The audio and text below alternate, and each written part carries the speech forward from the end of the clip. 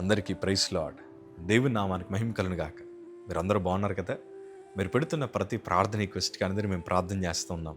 మా ఆశ అంతా ఒకటే, ఎక్కడైతే మీరు తృణీకరించబడ్డారో, ఎక్కడైతే వెలివేయబడ్డారో, ఎక్కడైతే గుండెలు పగిలేలాగిచ్చారో అదే స్థలాల్లో నా ప్రభు మీ అందరిని హెచ్చించబోతున్నారు. విశ్వాసంతో ప్రార్థన చేయండి. ఘనమైన విజయాలు ఖచ్చితంగా నా ప్రభు మీ అందరికీ దయచేస్తారు. God bless you all. ప్రాముఖ్యంగా థ్యాంక్ యూ ఫర్ లైకింగ్ ఆ videos, thank you for sharing them. అలాగే కొత్తగా మన ఎక్లీషియా ఫ్యామిలీలోకి వచ్చిన మీ అందరికీ కూడా welcome to Ecclesia Blessing Ministries. అలాగే నూతన సంవత్సర శుభాకాంక్షలు. ఈ సంవత్సరం దేవుడు మీ అందరి జీవితంలో గొప్ప కార్యాలు జరిగించి ఉన్నతమైన సాక్షులుగా ప్రభు మిమ్మల్ని వాడుకోబోతున్నారు. మీరు నమ్మండి చాలు, దేవుడి కార్యం జరిగిస్తాడు.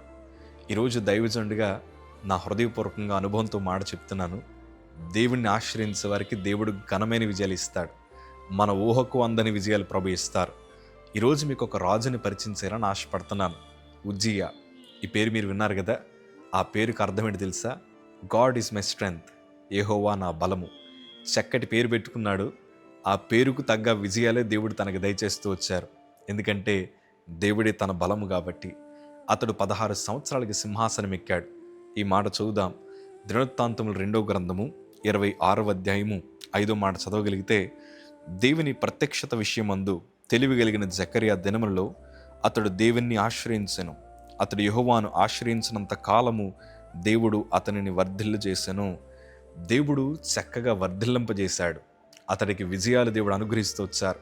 మీరు ఆ అధ్యాయం అంతా చదవండి. అతడు యుద్ధానికి వెళ్తున్నప్పుడు దేవుడు అతనికి తోడుగా ఉండి అతని పక్షాన బలమైన విజయాలు ఇచ్చారు.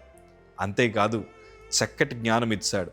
ఆర్థికంగా తన దేశాన్ని అభివృద్ధి చెందించుకోవడానికి దేవుడు అతన్ని వాడుకున్నారు.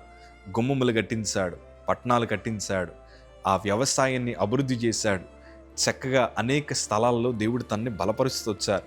సైన్యానికి కూడా క్రొత్త ఆయుధాలు తయారు చేయడానికి మంచి జ్ఞానం ఇచ్చారు. అతని ద్వారా దేశం ఆర్థికంగా అభివృద్ధి చెందింది. దీని అంతటి గల కారణం ఏంటి తెలుసా? దేవుడు అతనికి తోడుగా ఉన్నాడు.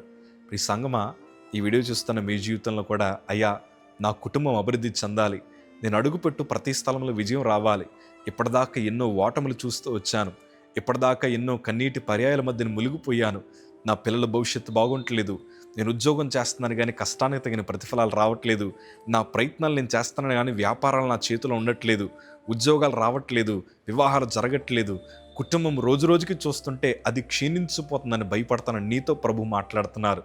ఇప్పటిదాకా ఒకవేళ మీరు మనుషుల మీద ఆధారపడి ఉంటే ఆ నిర్ణయాన్ని మీరు మార్చుకొని మీరు ప్రభు మీద ఆధారపడడం ప్రారంభించండి. యెహోవాను ఆశ్రయించినంత కాలము ఉజ్జియాని దేవుడు ఆశీర్వదిస్తూ వచ్చాడు. స్థిరపడిపోయాడు. కాకపోతే బాధంతా ఎక్కడో చెప్పనా? అతడు గర్వించాడు. అతని మనస్సు మారిపోయింది. దైవజనుడు చేయాల్సిన పని ఇతను చేయడం ప్రారంభించాడు. దైవజనుల మీద కోప్పడ్డాడు. చివరాఖరికి ఏమైందంటే కుష్ఠరోగం చేత మొత్తపడ్డది. నిజమే, మన నాశనానికి గర్వం కారణమవుతుంది. నా 2 చేతులు జోడించి చెప్తున్నాను, మీరు గొప్ప విజయాలు సాధించాలి. ఎన్నడూ మీ హృదయంలో గర్వం రానియకండి. దేవుడు ఎంత ఉన్నతమైన స్థితిలో పెట్టినా మీరు ప్రభు పాదాల దగ్గర అణిగిమని ఉండండి. ఎన్నడూ ఊహించలేని కార్యములు రాబో దినాల్లో నా ప్రభు మీ పట్ల జరిగించబోతున్నారు. నేను పరిచర్యకు వచ్చిన తర్వాత నేర్చుకున్నది అదే.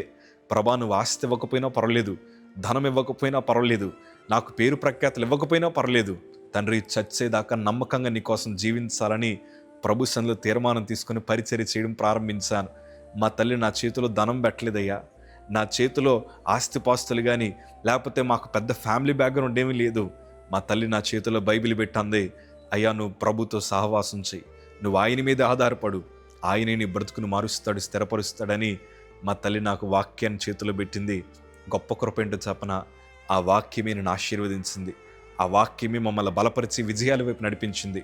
ఈ సంగమాన్ని చేతులు ఉండే వాక్యం ఎంత అమూల్యమైందో తెలుసా? దేవారాత్రులు దాన్ని ధ్యానించేవాడు ధన్యుడు. ఎందుకంటే ఆ వాక్యాన్ని ధ్యానించే వారికి విజయం వస్తుంది. ప్రభు మీద ఆధారపడిన వారికి ఘనమైన విజయాలు వస్తాయి. ఈరోజు అట్లాంటి కృప ప్రభు మీకు అనుగ్రహించాలని కోరుకుంటున్నారు. ఈ సంగమా, దేవుని మీద ఆధారపడండి, విజయం మీదే. God bless you.